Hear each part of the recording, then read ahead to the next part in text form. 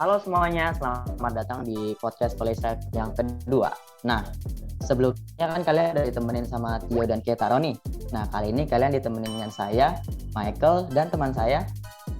Halo semuanya, nama aku Putri Isabel. Jadi teman-teman, walaupun College Life kali ini FC-nya beda, tapi kita juga nggak kalah seru loh. Nah, iya bener banget tuh. Nah, ngomong-ngomong Kristabel, kita hari ini bakal bahas apa sih? Nah Mike, jadi kita hari ini tuh bakal bahas tentang dunia perkuliahan. Aku juga tertarik banget sih buat ngebahas ini, karena kan kita udah SMA ya kok. Berarti kan kita sebentar lagi kuliah, berarti kita juga harus kayak nyari tahu tentang kuliah-kuliahan gitu. Nah, bener banget tuh. Ya ini juga berguna banget sih buat aku yang masih kelas 10 biar juga ngerti pandangan-pandangan tentang kuliahan, terus kayak jurusan, universitas, dan macam-macam. Nah, kalau bahas soal kuliah nih, kita nggak mungkin berdua doang kan? Nah, kita Iya dong, kita nggak mungkin berdua. Kan hari ini kita bakal kedatangan narasumber yang super kece nih buat kita tanya-tanya informasi tentang kuliah. Nah, keren banget tuh. Nah, sebelum kita mulai, Koko Chandra boleh memperkenalkan diri dulu kepada kita dan juga penonton-nonton agar kita juga di dalam lagi. Boleh banget. Halo semuanya, salam kenal. Aku Chandra. Biasanya panggil Chandra juga, atau Chan-Chan kalau di DM dulu. Aku lulusan dari Budi Mulia, lulusnya tahun 2017 kali ya. Berapa tahun yang lalu tuh, baru 4 tahun lah yang beda dikit. Sekarang aku baru aja lulus nih dari ITB. Di ITB aku ngambil teknik metalurgi.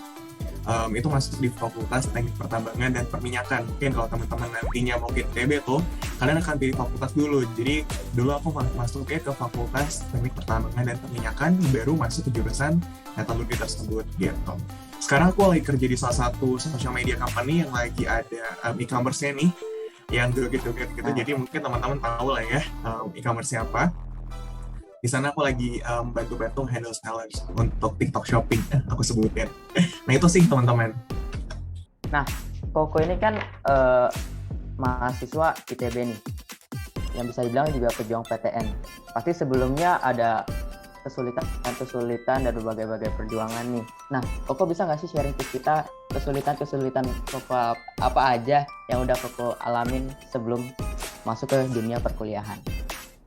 Di swasta atau di negeri dulu nih, terus di swasta yang mana, negeri yang mana, atau misalkan mau ke jurusan yang mana gitu kan. Terus dulu tuh pertama kali struggle-nya di situ, nyari tempat kuliahnya di mana, jurusannya apa gitu kan. Ada orang yang gak ngikutan sama teman gitu, kayak aduh teman gue kesini deh gitu, sampai kepikiran pengen kayak gitu. Tapi karena dulu sering ada job fair kan, jadi tahu oh ternyata ada kampus ini aja nih, ada ini jurusannya ini, jadi udah mulai kebayang kan. Tapi memang dari dulu tuh memang sempat kepikiran gitu, aduh gue pengen PTN deh. Kenapa PTN? Karena lebih mungkin bisa ketemu orang yang lebih luas, lebih banyak gitu ya, yang beragam dari seluruh Indonesia. Terus yang kedua juga mungkin tantangannya lebih nih, karena harus adaptasi dan ngikutin pace dari PTN. Soalnya kan PTN juga istinya orang-orang yang ambisius lah, karena kan masuk ke dalam juga butuh perjuangan. Jadi kayaknya seru nih kalau masuk ke PTN. Terus mikir lagi PTN-nya mau di mana? PTN-nya mau di Bandung deh gitu, biar sejuk, biar adem gitu ya. Jadi gue pilih di Bandung. Gue milih kayak jadi deh pilih ITB aja gitu. Itu pertama kali muncul kayak gitu. Tapi mikir lagi, ntar kalau nggak keterima gimana ya? Udah nggak keterima ke Unpar lah gitu. Parayangan masih di situ juga. Oke, selesai. Mikir lagi gimana cara masuknya. Ternyata harus ada SNMPTN sama SBMPTN gitu. Sama jalur mandiri. Ya udah kan SNMPTN kayak aduh susah juga ya, mohon maaf nih kita bertarung nilai dengan orang-orang lain. Jadi dulu tuh kayak sempat mikir aduh gue urutan keberapa ya, si peringkat umumnya gitu di BM gitu kan. Oke nih peringkat segini kayaknya bisa kali ya, tapi coba aja. Tapi gue nggak naruh ekspektasi yang berlebihan karena SNMPTN tuh nggak jelas sama sekali gitu loh. Kita bingung kayak apa sih penilaian dari si panitia-panitianya gitu ya. Jadinya dulu kayak yaudah deh gue daftar ke Bimbel PTN. Jadi dulu tuh ada namanya BTA 8 atau Bimbingan Tes Alumni 8 Jakarta, itu ada di Tebet. Teman-teman yang mau buat ke PTN itu bisa belajar di situ. Ini kayak endorse jadinya. Teman-teman bisa belajar di situ untuk latihan SBMPTN. harganya lumayan nggak terlalu mahal gitu, jadi masih terjangkau buat teman-teman juga gitu. Itu dulu gue les setiap hari Minggu, pokoknya dari semester 1 kelas 12 itu gue udah les di situ dari jam 7 sampai jam 12 setiap hari Minggu selama sekitar 6 bulan. Jadi itu ya udah daftar SNMPTN, tapi gue tetap kayak oke, nanti tetap daftar SBMPTN lah, karena kan belum tahu diterima atau enggak gitu. Oke, udah gue siapin, itu lumayan capek sih. Jadi persiapan untuk masuk ke PTN juga nggak gampang ya. Atau kalau boleh nanya, SNM itu kan dari rata-rata rapot ya. Rata-rata rapot kakak waktu itu berapa? Berapa ya? Kayaknya rata-rata rapot sekitar 88, 87 atau 90 gitu, segituan lah. Aku lupa. Lumayan. Struggle-nya pasti banyak banget ya kok, tapi kan hasil pasti gak nyianatin usaha. Betul. Iya, keren banget. Betul banget. Nah, tadi yang Koko bilang tadi, Koko masuk ITB itu jalur SNMPTN ya kok? Iya, betul.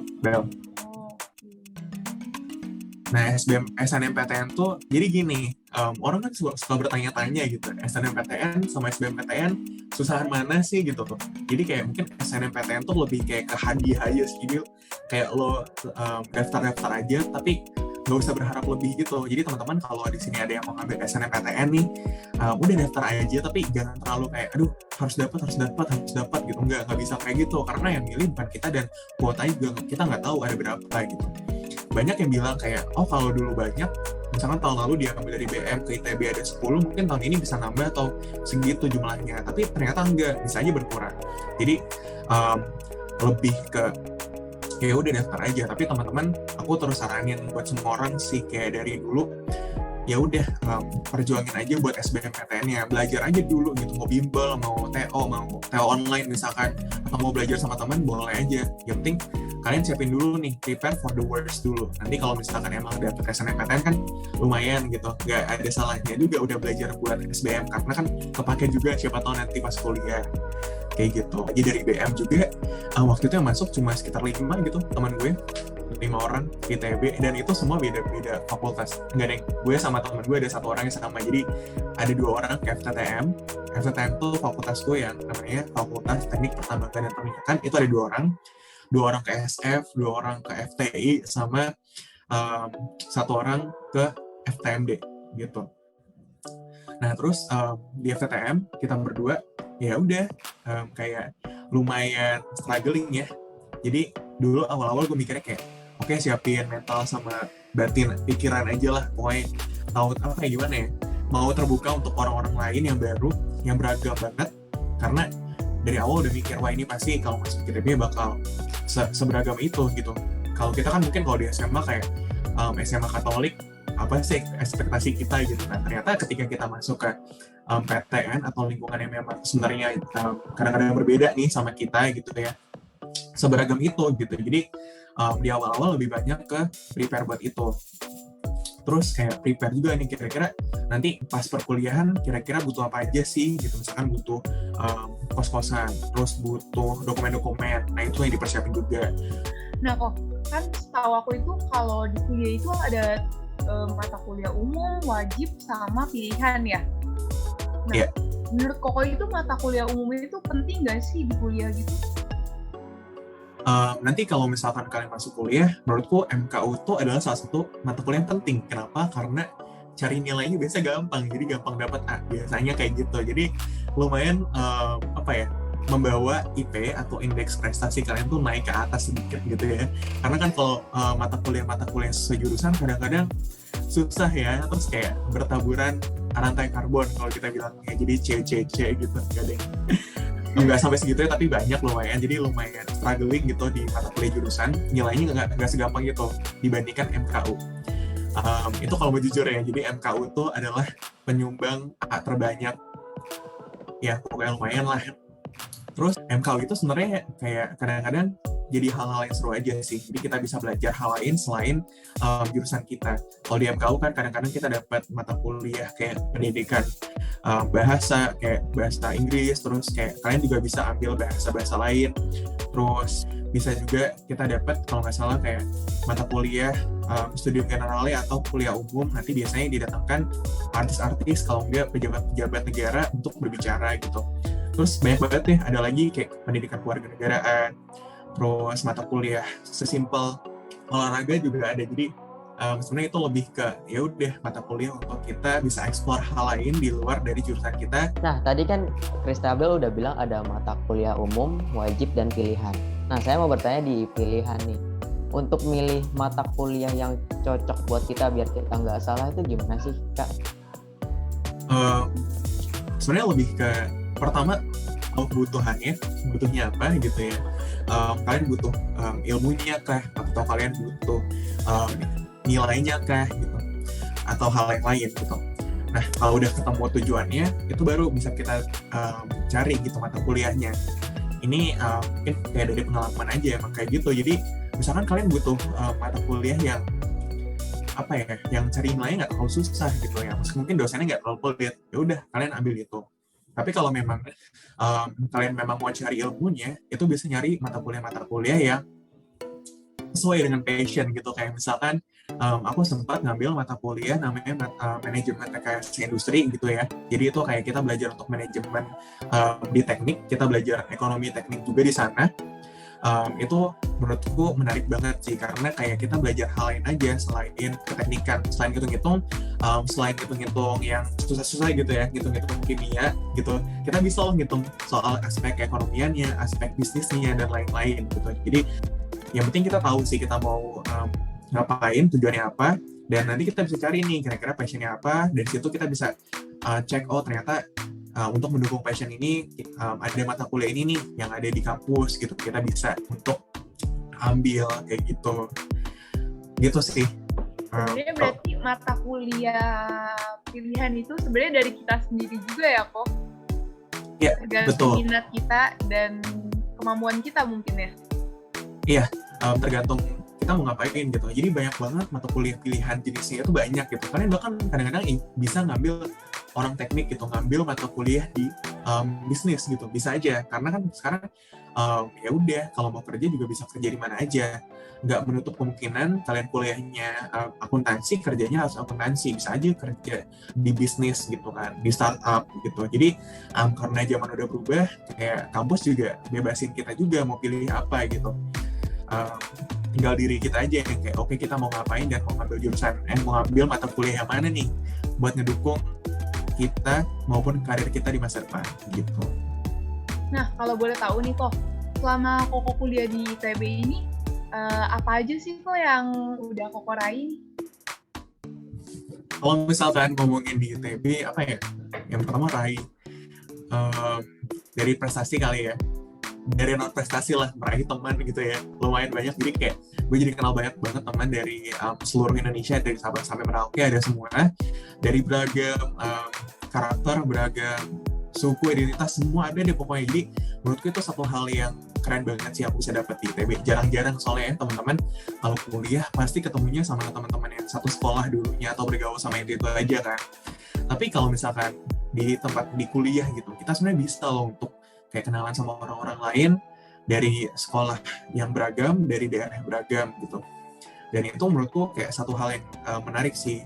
Soalnya agak kita jadi belajar untuk beradaptasi dan ketemu bisa keep up lah sama hal-hal yang memang berbeda gitu dan terus berganti. Kalau dari sisi prestasi, waktu itu aku sempat ikut beberapa lomba. Jadi ada beberapa lomba nasional dan internasional. Aku pernah ikut lomba paper, jadi bikin paper competition. Paper itu kayak jurnal ilmiah gitu ya. Jadi kalian kayak bikin penelitian gitu, bisa juga studi, kita bisa dapat juara 1 lombanya, dan lombanya itu skalanya se-Asia Tenggara gitu. Jadi lumayan banget, waktu itu bisa menang, hadiah juga lumayan. Nah itu aku pernah menang itu. Terus waktu kuliah lain juga, karena aku join di unit radio ya, jadi waktu itu aku sempat ikut lomba announcing radio competition di Universitas Pasundan di Bandung gitu. Dan waktu itu aku sama partnerku alhamdulillah jadi juara 1 juga nih. Jadi itu dua hal yang menarik sih. Ada beberapa lomba lain yang kayak business competition, itu juga aku pernah ikut di UI waktu itu. itu juga waktu itu pernah jadi juara 2. Jadi sebenarnya kalau misalkan ngomongin lomba gitu ya, apalagi di kampus itu banyak banget, kalian tinggal cari aja lombanya. Kalian bisa cari juga di sosial media kalian gitu ya, tinggal kitanya aja nih mau ikut lomba yang mana gitu. Dan kalau aku dulu lebih ke ya udah tebar aja lah, ikut aja semua beberapa lomba gitu ya, aku tertarik gitu. Nggak semuanya menang, jadi kayak ya udah paling yang menang sekitar 10-20%. Tapi pas ikut lomba itu jadinya kan kayak jadi paham, oh ternyata gini ya cara bikin bisnis case gitu. Oh gini ya cara nyelesain business case competition gitu. Oh gini cara bikin laporan yang bagus. Oh gini cara presentasi yang bagus. Nah jadi dari situ kita jadi belajar, dan jadinya kayak di lomba-lomba terakhir jadi lumayan bisa lah dan bisa menang juga gitu. Iya, karena kan lomba-lomba gitu juga nambah pengalaman buat diri kita pribadi kan ya. Ya benar Bener banget. banget. Nah, kalau ngomongin soal ITB juga nih, pasti ada fasilitas dan banyak program-program yang kakak sukain dong. Kakak bisa gak sih kasih tahu ke kita fasilitas dan program-program apa yang di ITB yang kakak paling sukain? Ini programnya program apa nih? Kayak unit kegiatan kah atau kayak acara-acara gitu? Mungkin acara aja sih ya, tertarik dengan acara. Oke. Mungkin kalau misalkan kita ngomongin kampus gitu ya, kampus tuh banyak banget hal yang bisa kalian ikutin dan fasilitas juga banyak. Kita pertama ngomongin fasilitas. Kalau di ITB sebenarnya banyak apa ya, mungkin kekurangannya kayak bangunannya udah lumayan tua gitu ya, jadi teman-teman jangan berharap bangunannya kayak universitas yang di Serpong yang baru bangun gitu, yang canggih-canggih gitu, nggak kayak gitu. Jadi memang bangunannya udah lumayan tua, tapi banyak sejarah di dalamnya. Jadi memang kalau kalian berkunjung tuh banyak spot-spot ikonik yang bisa difoto lah, Instagramable dan TikTokable gitu. Jadi bisa dipakai untuk nyantai-nyantai sore-sore, ataupun misalkan lagi mau belajar tapi aduh nggak mau pengen belajar di perpus, ya udah belajarnya di taman gitu. Jadi itu banyak banget di ITB. Terus selain itu juga ada kantin juga banyak. Terus ada lapangan, kita ada lapangan olahraga, kita namanya Saraga di ITB gitu ya. Saraga itu ada lapangan bola, ada lapangan tenis, lapangan lari, ada kolam renang juga ada gitu. Jadi lengkap deh pokoknya, dan itu gede. Terus ada lagi apa ya, ada perpustakaan kita sekitar 4 lantai gitu. Koleksi bukunya banyak, jadi kalau teman-teman nanti masuk ke ITB jangan sungkan lah untuk pinjam buku di sana karena gratis dan kualitasnya bagus, karena buku luar, bukan buku fotokopian yang 100 ribuan di jalanan gitu, itu beda. Jadi ini bagus bukunya, tapi emang kalau mau ujian cepet habis, jadi harus buru-buru tuh. Terus fasilitas apa lagi ya, kayak untuk UKS gitu ada. Terus aku sambil ingat-ingat, itu sih kebanyakan fasilitasnya. Nah mungkin kalau fasilitas dari sisi yang terlihat itu, tapi kalau misalkan dari sisi ekonomi, fasilitas juga ITB itu banyak beasiswa gitu. Jadi teman-teman nanti ketika memang butuh beasiswa atau butuh bantuan, itu pasti dibantuin kok sama ITB. Karena aku tahu ITB itu nggak pernah ngeluarin mahasiswanya karena masalah keuangan, jadi aman buat teman-teman gitu. Dan bahkan banyak support juga kok dari swasta maupun dari dalam negeri, dalam PTN itu sendiri untuk beasiswanya gitu. Selain itu juga fasilitasnya juga ada fasilitas untuk psikis gitu, ada bimbingan konseling juga buat teman-teman gitu. Jadi udah cukup lengkap, bisa konseling gratis ke sana. Kalau nggak cukup nanti bisa dirujuk ke psikiater juga yang udah kerja sama-sama ITB. Jadi banyak penunjangnya ya, dari sisi fisik, dari sisi psikis, dari sisi ekonomi. Dan itu lumayan banyak dan ada gitu di ITB. Terus yang kedua kita ngomongin soal acara-acara gitu ya. Nah mungkin acara ini aku jabarinnya ini kali ya, maksudnya kayak ke fasilitas dari sisi berkemahasiswaan. Jadi kalau di kemahasiswaan itu kita punya himpunan sama kita punya unit kegiatan kayak gitu, sama kepanitiaan, ada 3 tuh jadinya. Himpunan, unit kegiatan mahasiswa, sama kepanitiaan. Bedanya apa sih gitu ya? Kalau misalkan himpunan itu biasa dari jurusan, jadi misalkan kayak aku anak-anak teknik metalurgi itu ada himpunannya sendiri namanya Ikatan Mahasiswa Teknik Metalurgi itu. Di situ kita banyak banget kegiatan dan banyak juga yang menunjang perkuliahan ataupun keilmuan gitu. Terus yang kedua ada juga unit kegiatan mahasiswa. Jadi buat kalian yang punya bukan saran ya, buat kalian yang punya kayak bakat-bakat lain maupun kayak, aduh gue pengen ngembangin ini nih gitu, pasti ada lah unitnya di situ gitu. Kayak kalau kalian mau ngembangin public speaking, itu di ITB tuh ada yang namanya unit radio. Unit radio tuh banyak, ada 2 kalau nggak salah, ada radio kampus, ada 8 radio ITB. Jadi kita bisa ikutan unit-unit kayak gitu. Terus kalau misalkan mau ikut unit kayak renang itu juga ada, terus unit narik itu juga ada, jadi semua ada, bahkan main catur pun ada gitu. Itu sih menarik sih, jadi kayak semua bakat kita tuh bisa tersalurkan, soalnya kan capek ya kuliah mulu, jadi butuh hiburan, butuh teman. Nah disitulah kita bisa dapat hiburan, teman, dan juga pembelajaran juga kadang-kadang. Satu lagi mungkin di kepanitiaan ya, jadi kepanitiaan di kita tuh banyak, ada kepanitiaan yang dari sisi keilmuan juga ada juga yang kayak ya udah kepanitiaan kayak acara-acara wisuda itu kan ada kepanitiaannya, maupun acara-acara lain misalkan kayak TEDx ITB itu kita pernah ada. Jadi ada TED Talk itu di ITB. Kita juga banyak kepanitiaan yang berskala internasional sama Indonesia juga, mostly sih lomba-lomba gitu ya, lomba-lomba dari berbagai organisasi di Indonesia maupun di dunia gitu. Kadang-kadang tuh ada tuh dibikin di ITB, jadi itu kadang-kadang butuh panitia, dan itu seru banget karena bisa ketemu orang lain selain kita gitu, jadi kayak bisa kenal orang baru dan dapat pengalaman baru gitu. Itu sih. Kalau dari yang aku dengar tadi dari Coach Chandra, fasilitas dan programnya itu lengkap dan banyak banget ya, Mike? Iya, bener banget. Nah, untuk bicara tentang Bandung nih, pasti Koko itu kan kesana itu kan sebagai anak perantau ya. Kakak shock gak sih di sana? Kayak, wah gue pertama kali nih di sini perantau tanpa orang tua, gue harus hidup sendiri gitu. Ya, shock gak? Lumayan shock ya, jadi ternyata banyak banget hal yang harus dilakukan gitu ya, dan harus dibereskan setiap harinya. Jadi kayak itu lumayan bikin agak kaget sih, tapi sepanjang perjalanan waktu menarik sih, karena memang pengalaman yang dapat tuh bukan pengalaman yang kita bisa dapetin ketika kita berkuliah tidak merantau gitu. No offense juga, kuliah tidak merantau itu juga seru gitu ya, punya keseruan yang lain, tapi waktu itu selama di Bandung jadi menarik sih, kayak bisa pergi-pergi ke tempat-tempat yang agak jauh dan bisa ekspor di sana gitu. Terus kayak bisa juga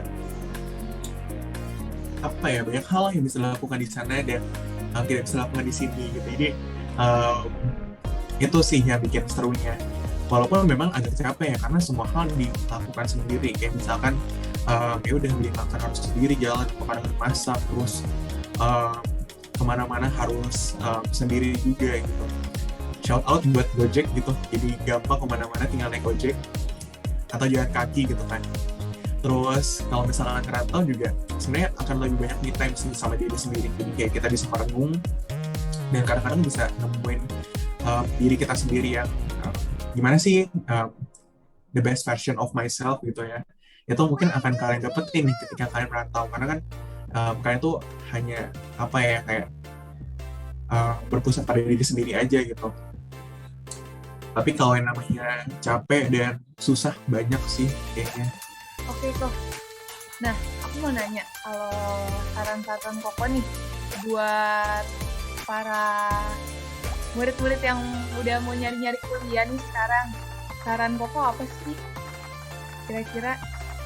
Oke, nah mungkin untuk teman-teman yang di Budi Mulia itu yang masih belajar gitu, mungkin ini sih lebih kayak yaudah tentuin aja mau kemana dan jangan ikut-ikutan sama teman, karena kalian yang tahu nih kalian kedepannya mau jadi apa gitu. Oke, terima kasih banyak ya kok sarannya buat kita semua. Kita juga termotivasi banget dari tadi, dari obrolan kita ini. Menurut kamu gimana nih Mike, obrolan kita ini? Seru banget deh, aku merasa termotivasi banget. Terus pandangan aku akan dunia perkuliahan tuh udah mulai terisi lah, udah mulai jelas. Nah Bel, gak kerasa ya kita udah mau sampai ke penghujung podcast ini. Iya nih, padahal podcastnya seru banget hari ini sih, Lara. Nah, pertama-tama aku mau bilang terima kasih dulu buat Ko Chandra udah mau ngasih waktunya buat kita untuk share tentang perkuliahan.